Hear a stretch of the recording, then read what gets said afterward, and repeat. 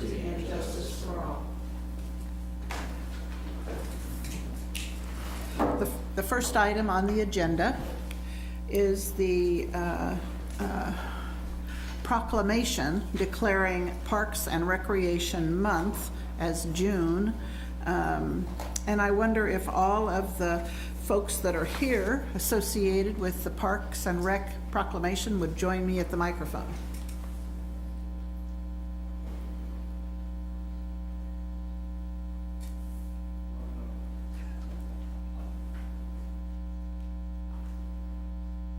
Okay, I think we brought everybody. Hi, Melissa.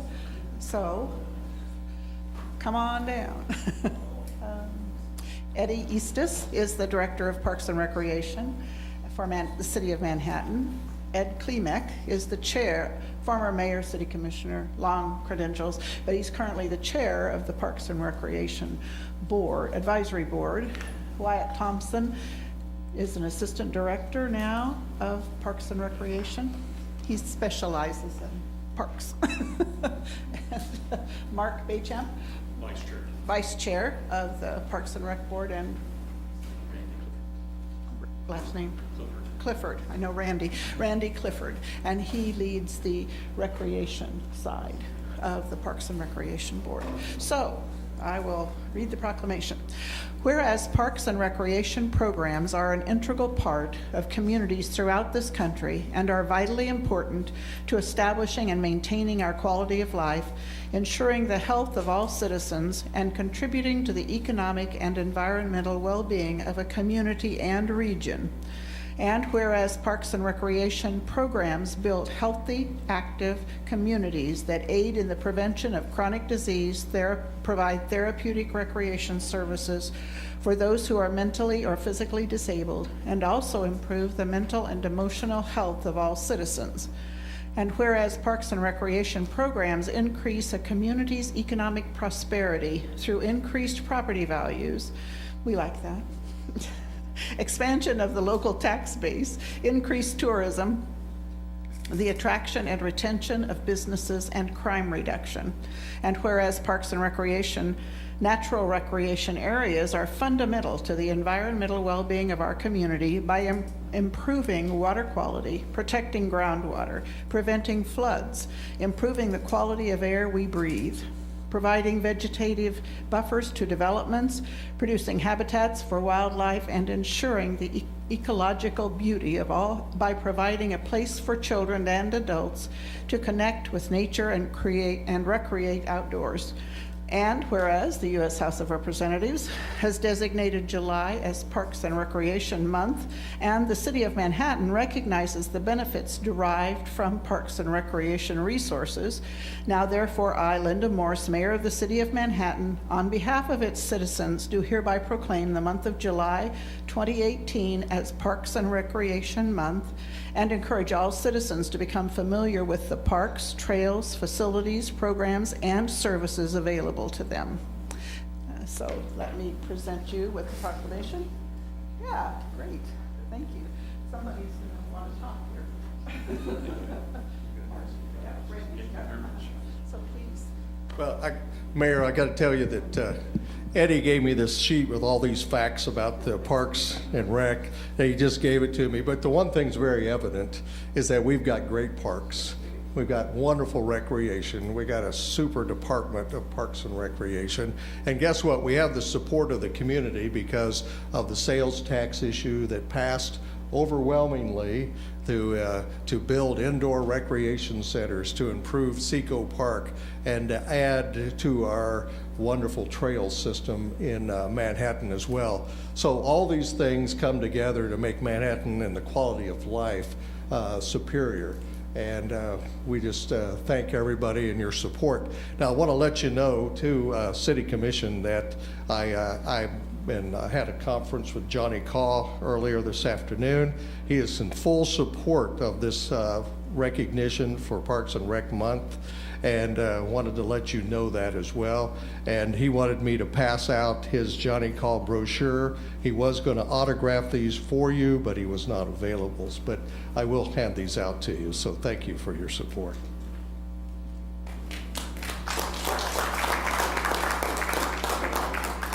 thank you, Mayor, Commissioners, for the support for Parks and Recreation this month. I just want to also thank our Parks and Recreation Advisory Board. We have a group of citizens who volunteer their time and efforts to help provide guidance to the department, and we appreciate that greatly. As Mr. Klimak is here as the chair, Mr. Beauchamp is here as vice chair. We also have Dave Schaefer on our park board. We have Daryl Eady, who is a Board of Education member as well. Kurt Herman is also a Board of Education member, serves on our park board. New members, Elaine Johannes and Sue Mays, just joined us yesterday. So I really want to appreciate or thank them for their efforts, because there's a lot of time and commitment to help provide guidance to us. I also want to thank the community for, as Ed said, participating in our programs, enjoying the parks, the trails, the facilities, the Discovery Center, the Sunset Zoo, all of those things that make this community a great community to live. So thank you, community, for supporting us, and we'll keep providing what it is that you'd like to see. Thank you.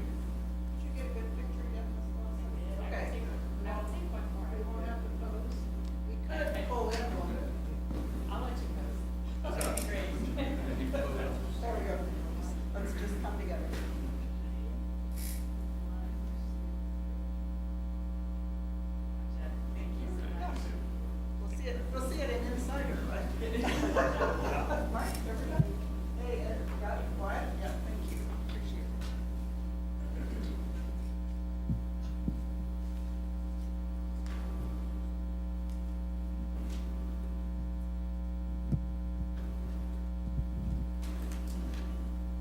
Maybe not tonight, maybe next time.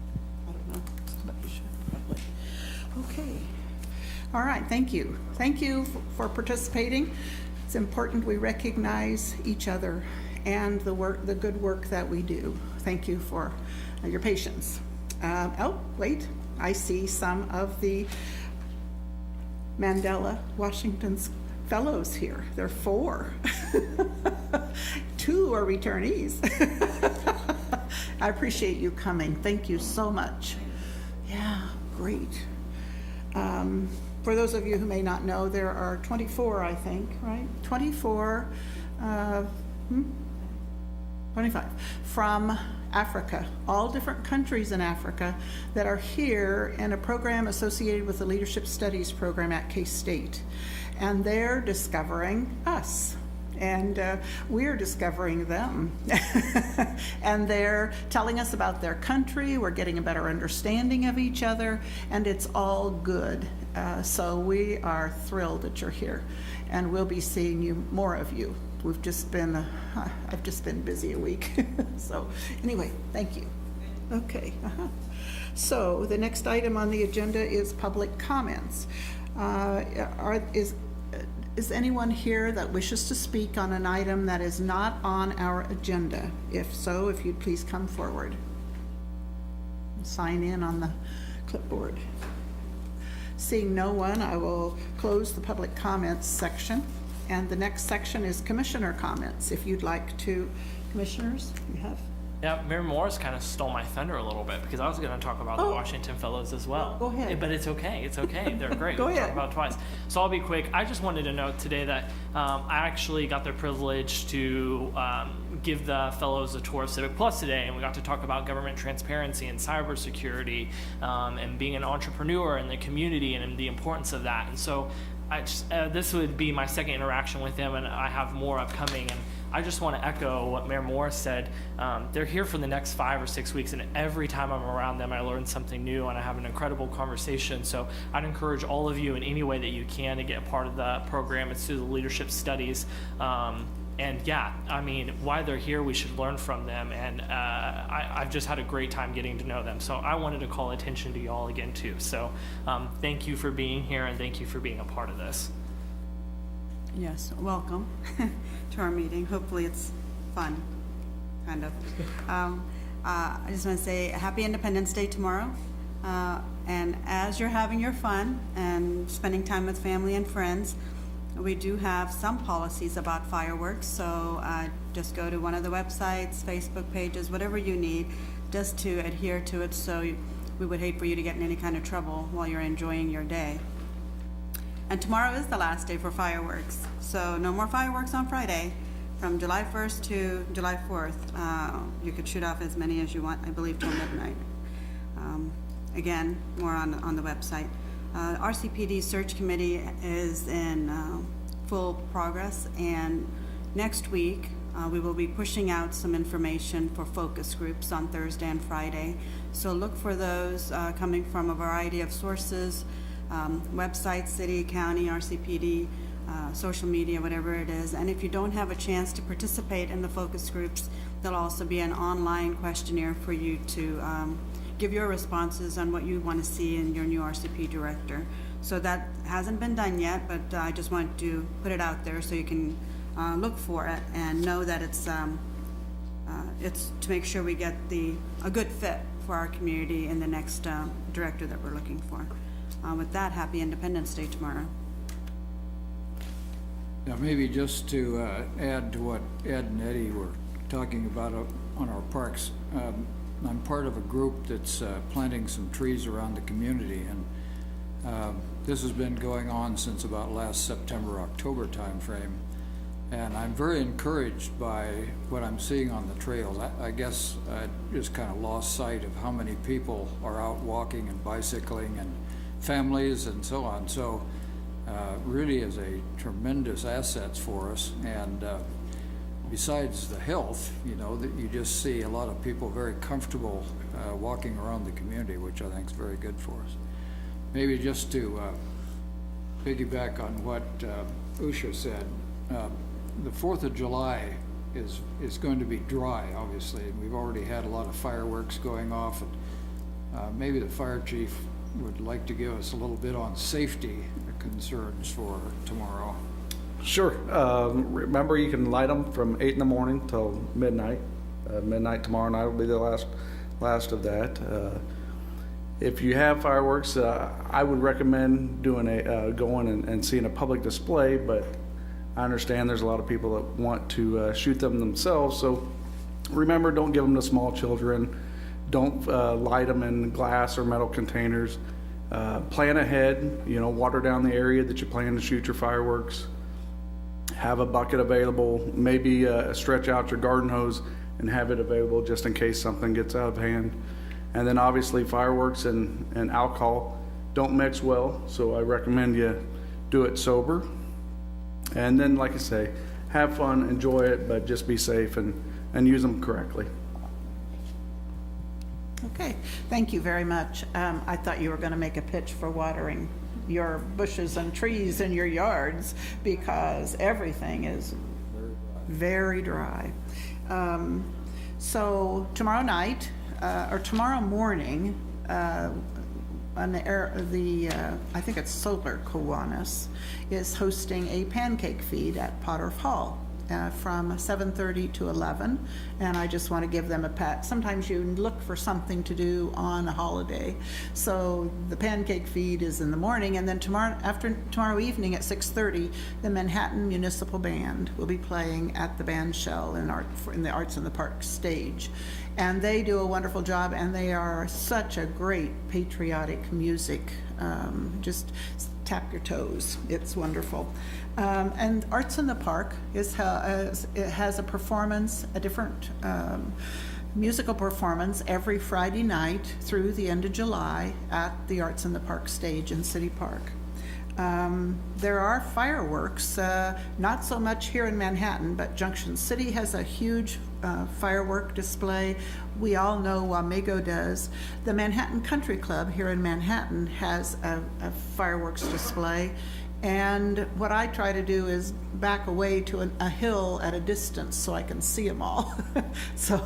But the country club has our local. At least I saw a permit go through. So hooray for that they're doing that. There's something else that we do in this community that's a little bit unusual. It's called Furniture Amnesty Day. And if you have some furniture you would like to get rid of and you don't want to have to haul it off yourself, maybe it's heavy or whatever, or you're new to the community and you don't have much furniture and you need a kitchen table or a couch or a dining room chair, something like that. This is just for you, because this is free furniture We have so many people coming and going in our community that furniture is always moving around. So you can donate beginning at like 8 o'clock in the morning. Well, you need to call 2 days ahead of time, but it will be held on Friday, July 27th, beginning at 8 a.m. And I'm told there's a whole crew of volunteer fire department, and I don't even know the organizations that are supporting this, but Leadership Studies at K-State and Hands-On K-State, the United Way, they will go to your home that morning and pick up the furniture that you want to discard. They'll take it to City Park, and beginning at 11 o'clock, you can go to, customers can go to City Park and register for a time slot. It might be 2 hours later, but you will have the opportunity to go and pick out some furniture. These volunteers will be picking up furniture all day, so there'll be an infusion of new furniture coming in all day. So I just think it's a wonderful thing that our community does for the citizens here. So I just wanted to make sure I explained enough about it. If you go to cityofmhk.com/furniture, and you'll be able to find all the information about that. So with that, that would complete the commissioner comments, and now we're ready for the consent agenda. And the items on the consent agenda are those of a routine and housekeeping nature, or those items that have been previously reviewed by the City Commission. A commissioner may request an item be moved to the end of the general agenda. Does the commission have any questions or comments on any of the consent agenda items? Okay. Seeing none. I move we accept. Oh, What? we need public comment, sorry. Sorry, I miscued. Does anyone in the audience wish to make any public comments? Seeing no one, I will close the public comments. Thank you. All right, Mike, I'm sorry. I move we approve the consent agenda. Second. A motion and a second. City Clerk Gary Fees, would you call the roll? Mayor Morse, Yes. Commissioner Dodson, Yes? Commissioner Reddy, Yes. Commissioner McGee. Yes. Motion carries 4-0. Okay, the next item, this meeting's gonna go pretty fast, I hope. Seems like it might. We're ready for the general agenda. The first item is to consider the first reading of an ordinance rezoning the AmeriCare PUD from I-5 Business Park District and R3 Multiple Family Residential District with a portion of the property in the Airport Overlay District to changing it to planned unit development with a portion of the site in the Airport Overlay District. So Chad Bunger, the Assistant Director of Community Development, will be our presenter. Good evening. Thank you, Mayor. Good evening, Commissioners. Provide the staff report summary. We are in the Stonehaven neighborhood, which is just off of Miller Parkway. We're generally speaking of this outlined area. That's part of the larger Stonehaven Unit 2 development. Part of it, or most of it, was rezoned last summer in 2017 and forwarding the development plans. The rezoning that sits today is on your left. The majority of the site was rezoned to R3.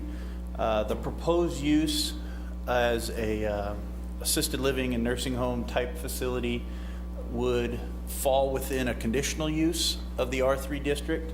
However, because of the development type with multiple separate dwelling units on one lot, use of travel easements, and other factors, the rezoning to a planned unit development was a better fit for the proposal, as well as, and I'll get into this more, this I-5 area here at the corner of Amherst and Miller Parkway is also being treated within the PUD, and I'll elaborate that.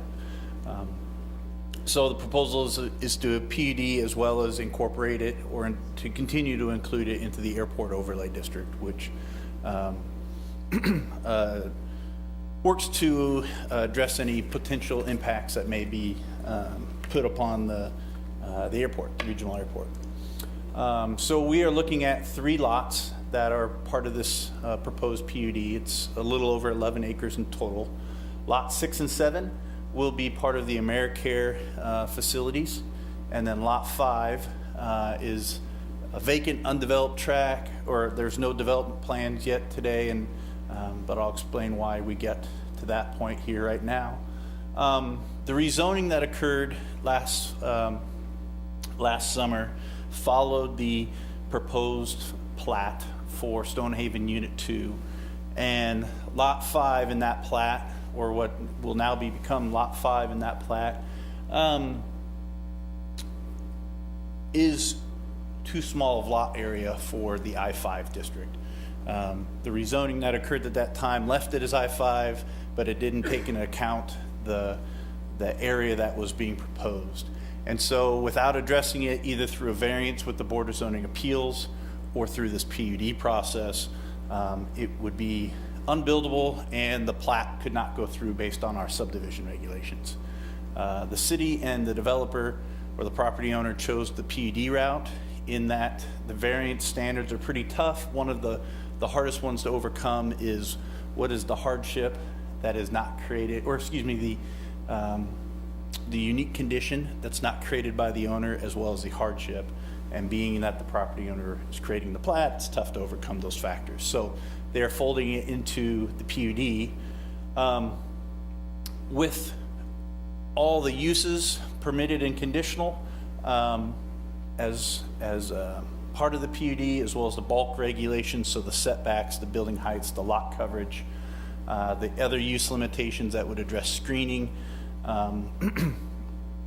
all those are being folded into the PUD. The only one regulation of the I-5 that's not being included is the lot area. All the other ones would be. The other piece to note is there will be no access off of Miller Parkway, only off of what would be extended of Amherst Avenue with the development. So there is no plan for this lot now. When a development does come, we will address it through the PUD process.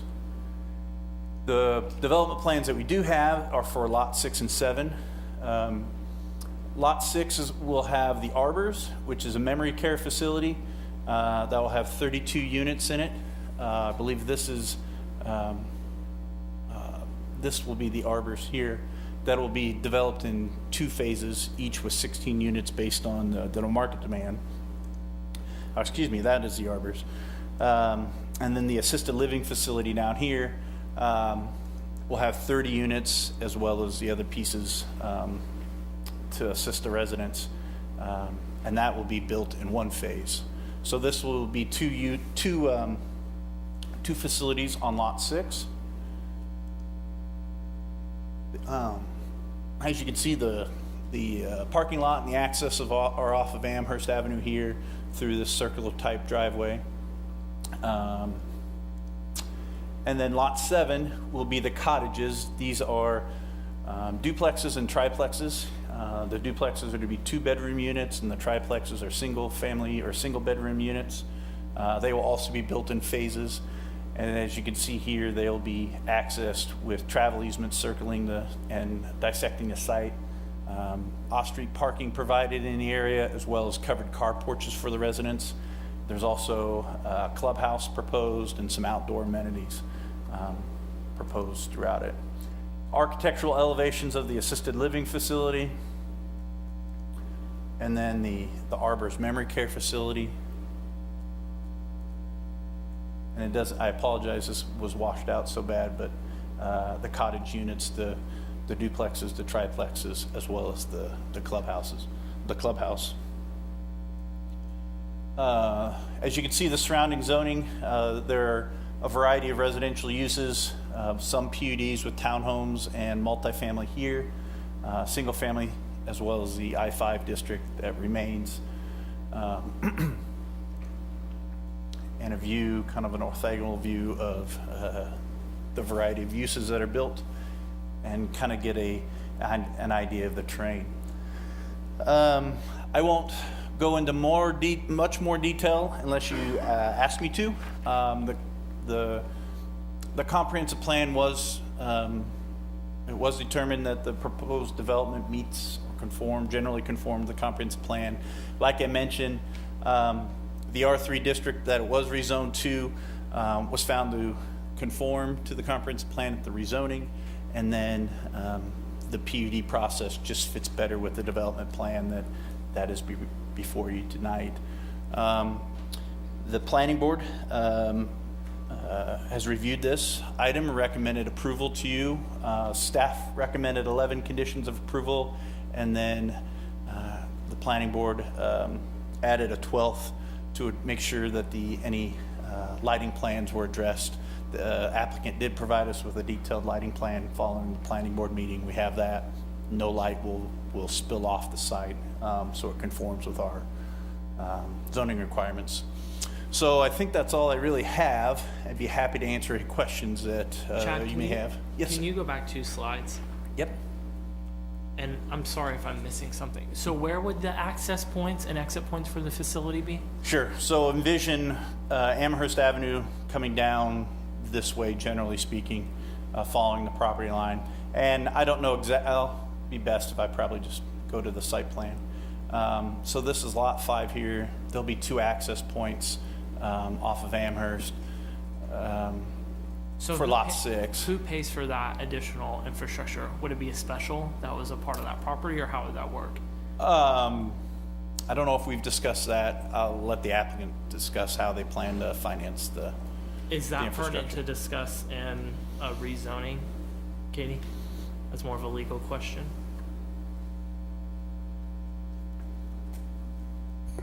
Are you wanting to make a zoning decision based upon the plan for financing the road improvement? Is that the it question? legal for me to make a zoning Well, decision based off Your of that? zoning decision has to be based on those golden factors that are in the report and that Chad can cover, or we can go through. Okay, no. And we've provided analysis in the staff report. So if you believe that that relates to one of those golden factors, that's something that you can state. But if it does not relate to one of those factors, then it wouldn't serve as a basis for the decision. Okay, then it's probably not pertinent at this moment, but that's something I definitely want to just have a little bit of better understanding about. But otherwise, that was my only question.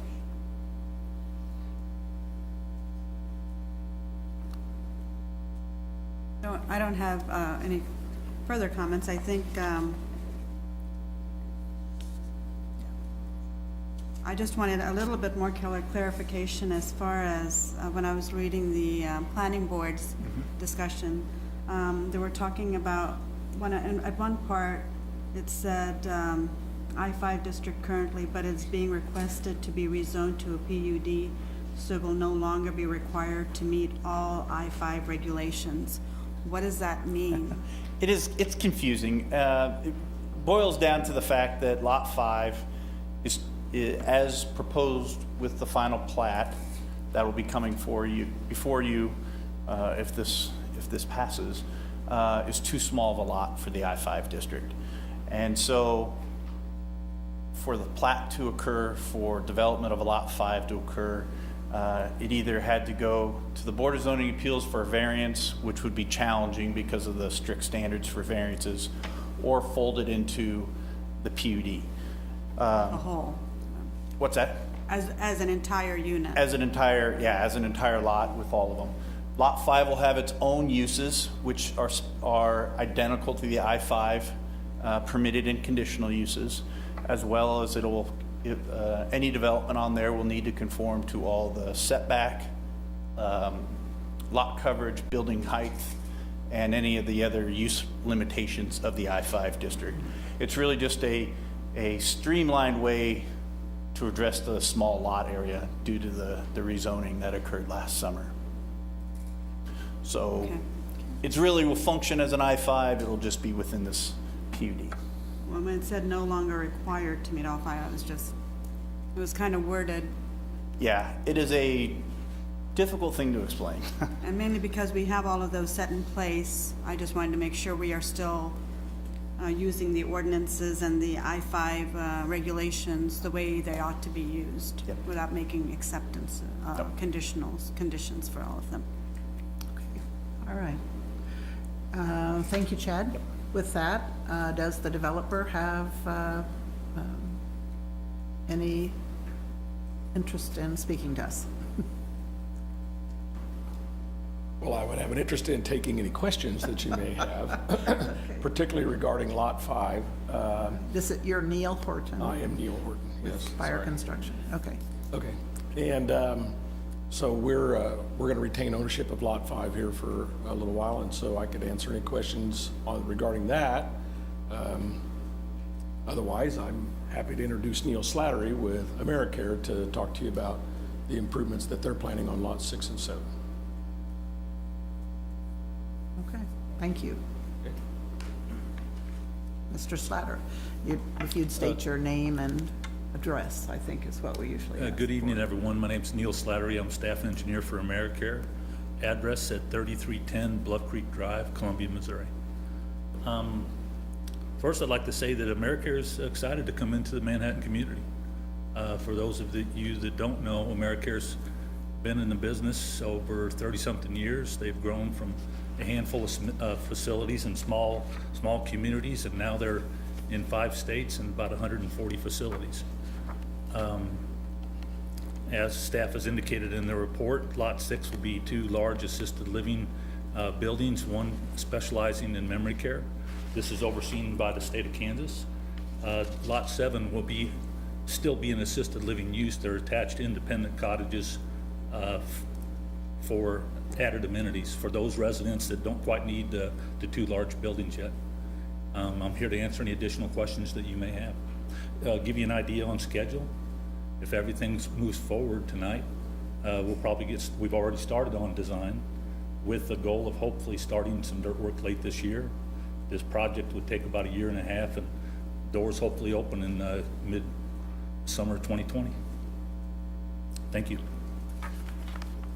Do you have a question? Jerry? Yeah, Chad, I have a question. So maybe it is pertinent for me to bring it up because I read rule number 11 and it says whether adequate sewer, water facilities, streets, and other needed public services exist. And our answer to that question was public water, sanitary sewer, and streets are planned for the site and are available to be installed on that site. So that essentially is that saying we could put a street there, or there is a plan to put a street there? So the preliminary plat and then the development plans all show that a street and all the sewer and water to serve the whole development can occur. Public Works has reviewed that last summer, and really no changes are occurring with the development plan. So it essentially just means it's possible for a street to be there. The details of that still need to be worked out, essentially. correct. Okay. Yep. That's all I needed. Thank you. Okay. Are there other questions, or does anyone else wish to speak? Mr. Slattery, are there other questions? Okay, thank you very much. With that, I'll close the is there anyone that wishes to speak from the public with regard to this proposal? We've heard from the staff and the developer. No one from the public. I'll close the public comments section and ask the commission to, if they have any further questions or interest. Just a comment, maybe. I'd appreciate Neil Horton and Rich Seidler patience and hard work. I know their intent in the beginning was to make all of this coordinated with the neighborhood, and of course they've done a fine job with that, and this PUD of course makes it quite a bit smoother, but we appreciate the patience and the time it's taken to put all this in place. And Neil Slattery, we appreciate you coming to town and providing a service that we think we can take advantage of, and certainly needed here in town. So with that, I'm ready to make a motion. I would just like to say that certainly it seems that this kind of a facility is needed here in our community. We have a baby boomer bulge in the population coming here, and the facilities we have are largely deemed to be full, and certainly we have a need for memory care. So it seems like an appropriate thing. And as we actually just kind of open up this area also, this is a good first to go through. So I'm pleased that on the basis, the basis that of the planning board's support also, and the scrutiny that they exercised, I plan to support the motion. Right, no, I think this fits with the plan that we have for the area, and I think there is a need in our community for assisted living, and it seems to have several options, and I think that's what people want more now than ever before, is have more options instead of just confined to one particular way of meeting their needs. I think the neighborhood, I'm glad that the neighborhood was all right with this as well, and the way it came about, I think this probably fits better. Although it took us longer to get here, I think it's, I wish them well in that area, and I hope this is up and going because there's a lot of need in our community for such facilities. So thank you. And just to echo the commissioner's comments, my questioning around the road has nothing to do with my displeasure of hopefully the future use of this lot. Just with a tight budget, I want to make sure I understand the implications of what we're doing. So I'm excited to see this too, and echo Commissioner Dodson's comments on your patience through the process.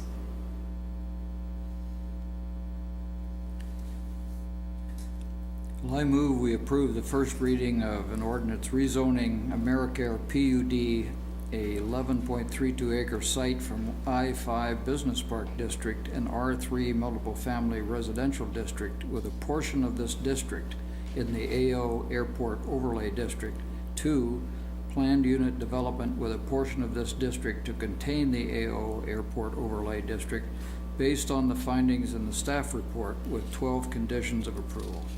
Second. There's a motion and a second. City Clerk, would you call the roll?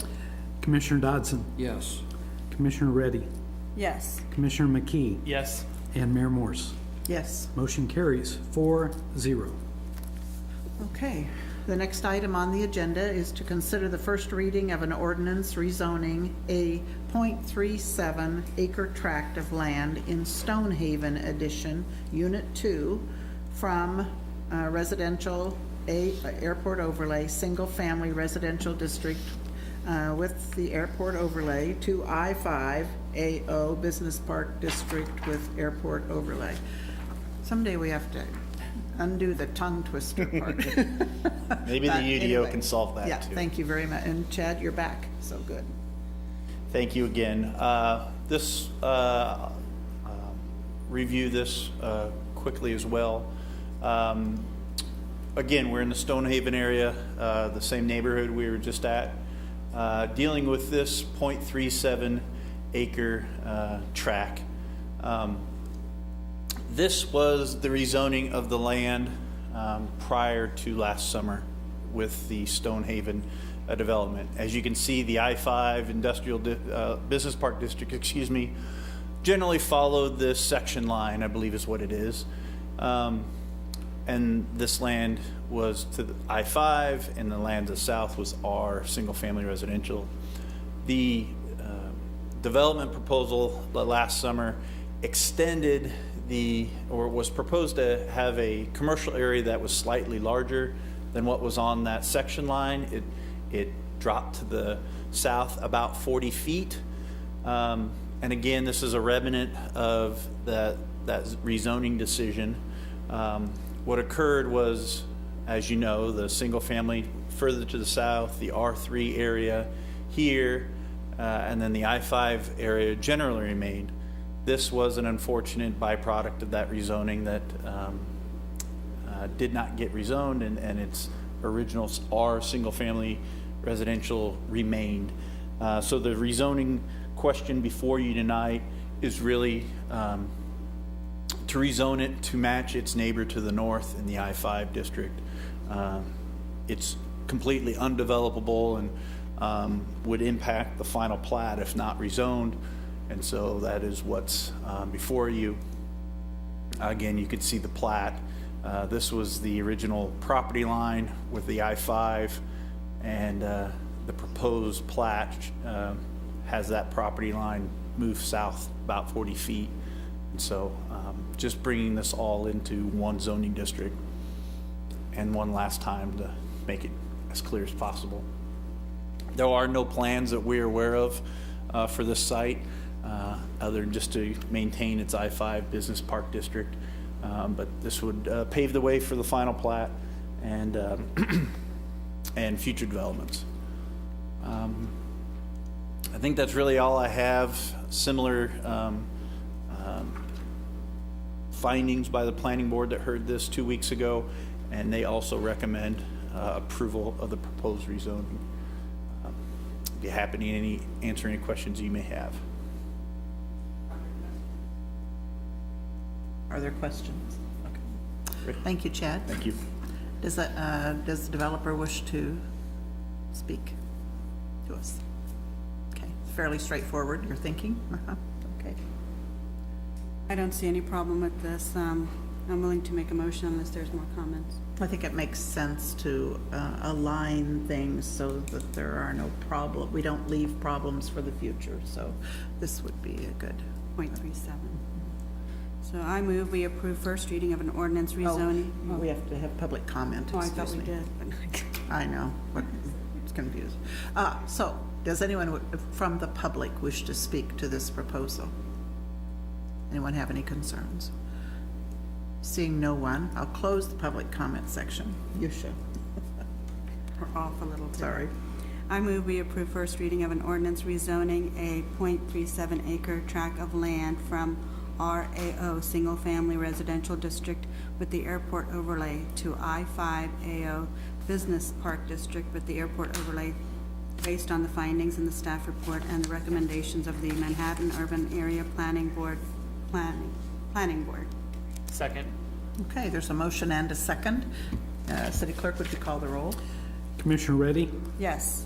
Commissioner McKee, Yes. Mayor Morse, Yes. Commissioner Dodson. Yes? Motion carries 4-0. All right. That completes our agenda. I would like to just encourage everyone to have a safe and enjoyable Independence Day holiday tomorrow as you celebrate our country's birthday. And I'd also like to encourage you to fly MHK. Thank you. We're adjourned.